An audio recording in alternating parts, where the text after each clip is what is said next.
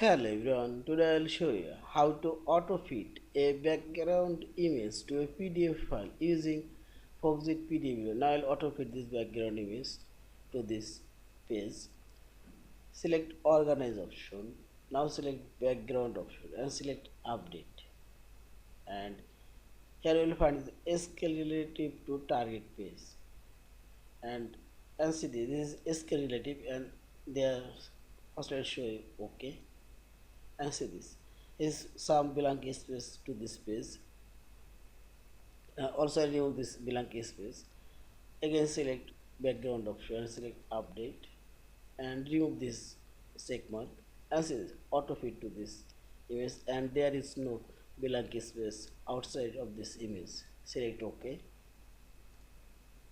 and see this. Again select background option, select update, and if you check this scale relative to target page, you will find this blank space to outside to image. And if you update and uncheck the scale relative and there is no blank space outside to this image. Yeah, and finally select this file option, save or save as a PDF file. Thank you for watching. Subscribe, like, share and comments.